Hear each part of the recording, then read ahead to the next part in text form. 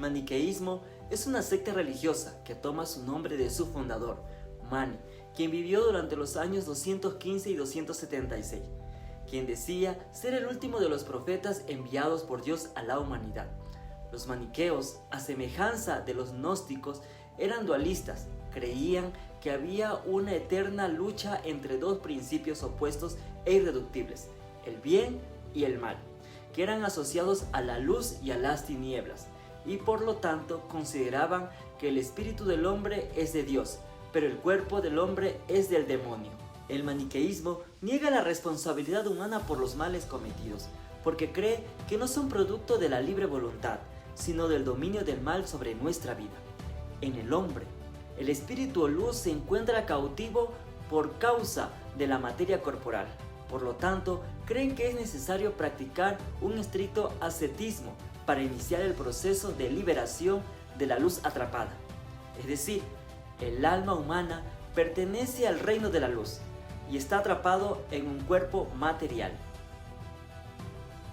El donatismo fue una corriente herética que surgió alrededor del siglo IV, en el norte de África.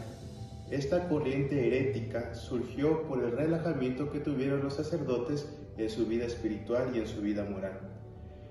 A partir de esto, el obispo de Cartago, el obispo Donato, fue quien empezó esta corriente herética en el cual afirmaba de que los sacerdotes que incurrían en impurezas no podían hacer los sacramentos, por lo que se generaba que el sacramento, especialmente de la Eucaristía, quedaba inválido. Sin embargo, en el concilio de Arles del año 314 se condenó energéticamente esta corriente herética, afirmando que no era necesaria la pureza del sacerdote, sino que por intervención divina los sacramentos ya quedaban válidos. Y después San Agustín va a enfrentar enérgicamente también esta corriente, arremetiendo contra las afirmaciones de Donato. Además, este obispo también afirmaba que aquellos sacerdotes o clérigos que se ponían sumisos a las declaraciones del emperador Diocleciano tampoco eran válidos los sacramentos que ellos administraban. Sin embargo, en el concilio de Arles del año 314 se condenó enérgicamente estas afirmaciones, asumiendo que no era necesario que los clérigos tengan una pureza, sino que por intervención divina los sacramentos ya quedaban válidos. Y después San Agustín condenaría y arremetería también enérgicamente contra las declaraciones de la corriente del donatismo. ¿Qué es el pelagianismo? El pelagianismo es una antigua doctrina cristiana que causó gran controversia en la Iglesia.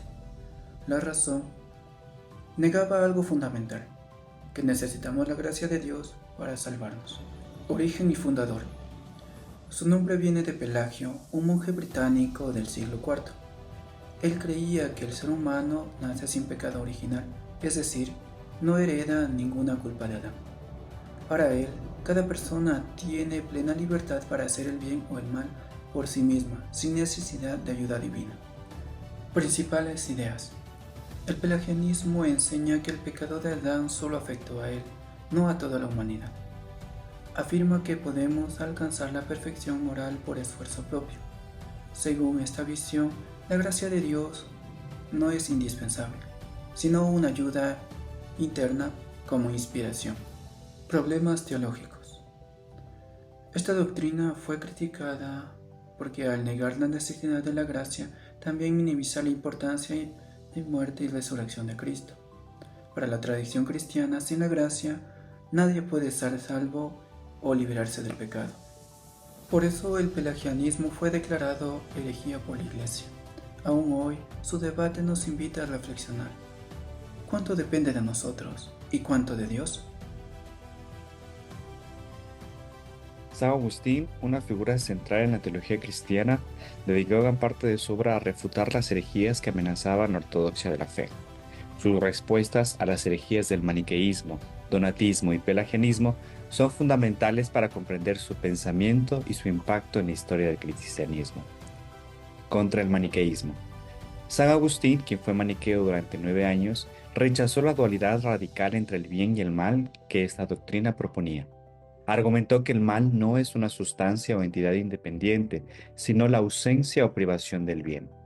Esta idea, influenciada por el neoplatonismo, le permitió reconciliar la existencia del mal con la bondad de Dios. Además, Agustín refutó la cosmología maniquea, que postulaba una lucha cósmica entre dos principios opuestos.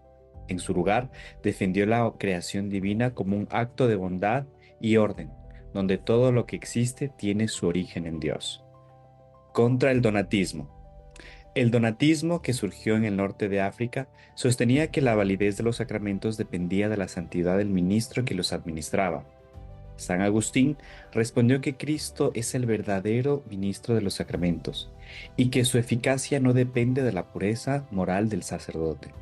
Agustín también defendió la unidad de la Iglesia, argumentando que está compuesta por santos y pecadores.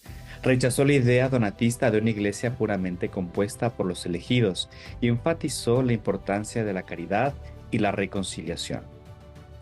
Contra el pelagianismo. El pelagianismo negaba la necesidad de la gracia divina para la salvación, afirmando que el ser humano puede alcanzar la perfección moral por sus propios medios.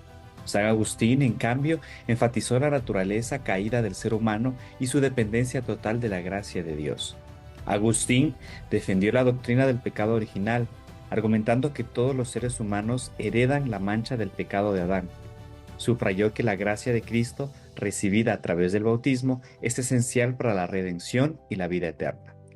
En resumen, las respuestas de San Agustín a estas herejías fueron cruciales para la consolidación de la doctrina cristiana. Su énfasis en la gracia divina, la unidad de la Iglesia y la naturaleza del mal siguen siendo relevantes en el debate teológico actual.